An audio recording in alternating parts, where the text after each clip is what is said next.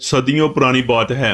किसी गांव में एक अक्लमंद और नेक लोहार अपने जवान बेटे के साथ रहता था। उस गांव में उनका पुराना से एक मकान था जिसके दो ही कमरे थे। एक कमरे में वो बाप बेटा रहते थे और दूसरे कमरे को उन्होंने अस्तबल बना रखा था जहां उनका घोड़ा रहता था। वो घोड़ा बहुत शानदार और नहायत आला नस्ल का था। सालों पहले बूढ़े लोहार को किसी ने घोड़े का बच्चा तोहफे में दिया था और उसने भी उसे एक बाप की तरह पाला। और वो हमेशा कहता था उसका एक नहीं दो बेटे हैं। जब वो घोड़ा जवान हुआ तो चारों तरफ उसकी खूबसूरती की धूम मच गई। दूर दूर से लोग उसे देखने आते, उसकी तारीफ किए बिना रह ना पाते। कुछ अरसा गुजरा, साथ वाले गांव के रईस को भी इस घोड़े की खबर मिली। उसे घोड़े पालने का बहुत शौक था। एक दिन वो लोहार के घर आया और घोड़े को देखकर इस कदर मुतासर हुआ, उसने बूढ़े को बुलाया और मुंह मांगी कीमत की पेशकश की। लोहार ने मुआवजा करते हुए कहा, ये घोड़ा नहीं मेरा बेटा है और अपनी औलाद को कोई फरोख्त नहीं करता। वो रईस मायूस होकर लौट गया और जाते जाते बूढ़े लोहार को पूरा भला कहता था। एक दिन गांव के कुछ लोग बूढ़े लोहार के घर आए और उसे समझाया कि तुम एक गरीब आदमी हो, ऐसे आला नस्ल के घोड़े को कितनी देर संभाल कर रख लोगे? तुम्हें अच्छी कीमत मिल रही है, इसे बेच डालो, कहीं ऐसा ना हो ये घोड़ा कोई चुरा कर ले जाए। ऐसे हर मशे के जवाब में वो बूढ़ा मुस्कुरा देता और सबको शुक्रिया कहकर वापसी का रास्ता दिखाता। बूढ़े लोहार की एक आदत थी, वो दरवेश लोगों की बहुत इज्जत करता था और जब भी कोई ऐसा बुजुर्ग नजर आता उसे मार्फत और दनाई की बातें सीखता। एक दिन साथ वाले गांव के उसी रईस ने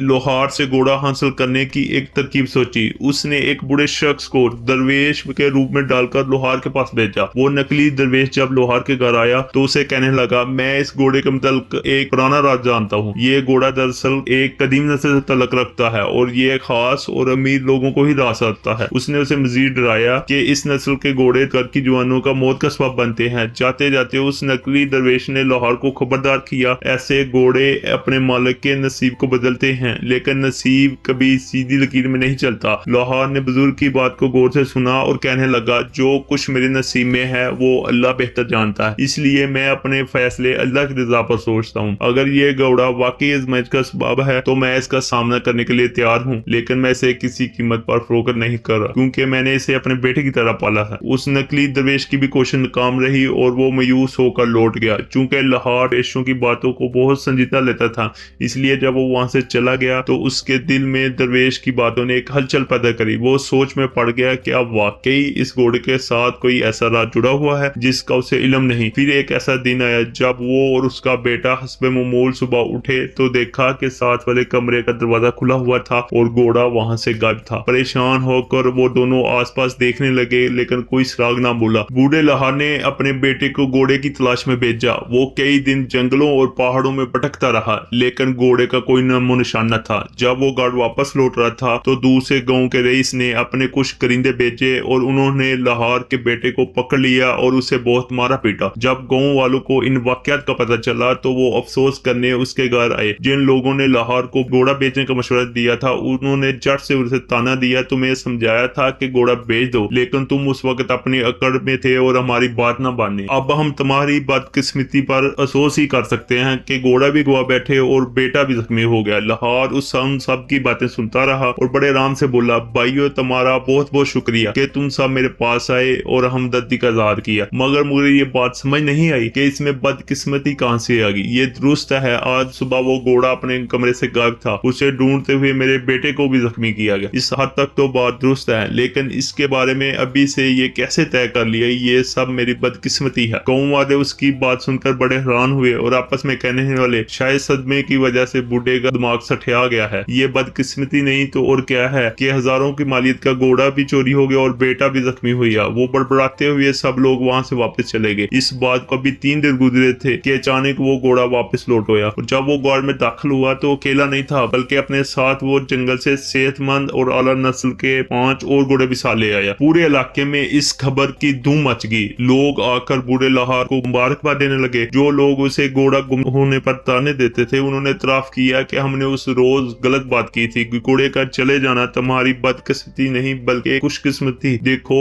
आज एक की जगह तुम 6 घोड़ों के मालिक बन गए हो। और लोहार ने हैरत से ये तबसे सुने और कहने लगा, भाइयों मुझे एक बार फिर से तुम्हारी बातों की समझ नहीं। ये दुरुस्त है कि मेरा घोड़ा वापस आ गया और अपने साथ 5 घोड़े और भी ले आया, मगर इसमें खुशकिस्मती की बात कहां से आ गई? गांव वाले ये सुनकर अपना सा मुंह लेकर रह गए और कहने लगे, बुढ़ा 6 घोड़ों का मालिक क्या बना, ये घमंडी हो गया। ये कहने के बाद वो सब लोग वहां से वापस लौट गए। लाहौर उसके बेटे पर अब काम की जिम्मेदारी बढ़ गई थी, बल्कि एक बजाय अब 6 घोड़ों की देखभाल करना थी। कुछ दिनों के बाद एक अजब वाकया पेश आया। बूढ़ा लाहौर और उसका बेटा घोड़ों के साथ थे कि अचानक एक जंगली घोड़ा बिगड़ गया और उसने जोरदार झटका देकर लाहौर के बेटे को जमीन पर गिरा दिया। गिरने की वजह से उसकी एक टांग टूट गई। लाहौर ने सब्र से काम लिया, लेकिन उसे उस दरवेश की बातें याद आने लगी। जब गांव वालों को ये खबर पहुंची तो पूरा गांव बूढ़े लाहौर के घर उमड़ आया। चंद एक ने साफ गोई के साथ इतराफ किया कि बाबा जी आप ही ठीक थे और हम गलत थे। उन 5 घोड़ों का आना दरअसल खुशकिस्मती ही नहीं बल्कि बदकिस्मती का इशारा था। हमें अफसोस है कि आपका नौजवान बेटा जख्मी हो गया, ना जाने उसकी टांग दुरुस्त तौर पर जुड़ती है या नहीं। आप बूढ़े बनते हो, तमाम काम काज बेटा करता था,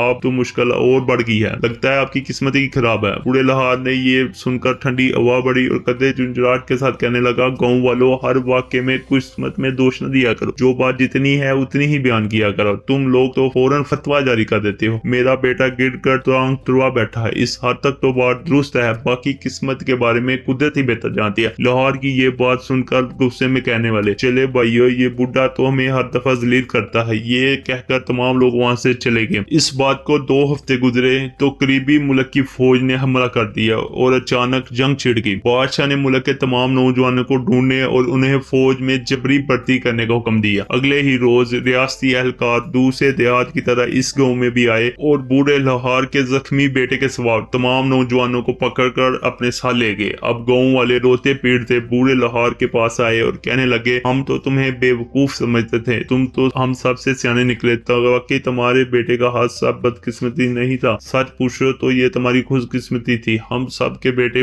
जंग लड़ने चले गए, मालूम नहीं वापस लौटते हैं या नहीं। तुम्हारा बेटा तो घर में है और कुछ दिनों में ठीक हो जाएगा। बूढ़े लाहौर ने उनसे हमदर्दी का इजहार किया और कहने लगा, भाइयों अगर तुम असल बात को समझ लेते तो अब भी परेशान न होते। मेरा ईमान है कि हर आजमाइश के पीछे कोई हिकमत होती है, जिसका इल्म सिर्फ अल्लाह का हुआ। चंद हफ्ते गुजरे तो बादशाह की फौज ने दूसरे मुल्क की फौज को शिकस्त दे दी और हर तरफ अमन कायम होने लगा। बादशाह को गाँव गाँव जाकर अपने अवाम की हालत से देखने का शौक था, ताकि जंग के बाद के हालात को बेहतर तौर पर जान सके। एक दिन बादशाह ने गाँव वालों को अपने दरबार में दावत दी। तमाम गाँव वहाँ जमा हुआ और बूढ़ा लाहौर भी वही मौजूद था। गाँव वालों ने बादशाह को लाहौर के साथ पेश आए तमाम वाक़यात बताए, उसके घोड़े का गुम हो जाना और उसके साथ मजीद 5 घोड़े आना, उसके बेटे की टांग का टूट जाना और इसी हादसे की वजह से जंग में ना जाना। सब ने कहा ये बूढ़ा लाहौर किस्मत का धनी है। बादशाह ने लाहौर को अपने पास बुलाया और कहने लगा, मैंने तुम्हारी किस्मत के उतार चढ़ाव की कहानी सुनी है। तुम्हारी किस्मत के ये वाक़यात हैरान कुन है, लेकिन सबसे ज्यादा हैरत की बात यह है तुम हर आजमाइश को बगैर किसी शिकायत के कबूल करते हो। मैं ये जानना चाहूंगा तुम्हारे पास ये हिकमत और सब्र कहाँ से आए। बूढ़े लाहौर ने बादशाह के सामने सर झुकाया और कहने लगा, बादशाह सलामत, मेरी हिकमत मेरी आजमाइशों का नतीजा है। मैंने अपनी जिंदगी से सीखा है, हर वाक़या चाहे वो बज़ाहिर खुशी का हो या गम का, दरअसल एक इम्तिहान होता है। हमें ना तो खुशी में मगरूर होना चाहिए, ना ही गम में मायूस, क्योंकि अल्लाह की रज़ा में राजी रहना चाहिए। दरअसल हकीकी खुशकिस्मती है। बादशाह लाहौर की बातों से बहुत मुतासर हुआ और कहने लगा, तुम्हारे सब्र और हिकमत की वजह से मैं तुम्हें ये इनाम देता हूँ। मैं तुम्हें तुम्हारे गाँव का सरदार मुकर्रर करता हूँ और इसके साथ एक मकान, घोड़ों का अस्तबल और घोड़ों की निगरानी के लिए 6 करिंदे भी मुकर्रर करता हूँ। बूढ़े लाहौर ने बादशाह का शुक्रिया अदा की और कहने लगा, बादशाह सलामत, आपका ये इनाम मेरे लिए बहुत बड़ा है, लेकिन मेरी खुशी इसी में है कि आपने जो भी अता किया उसे अल्लाह की रजा समझकर कबूल करूँ। अल्लाह आप लोगों का हामी नासिर हो।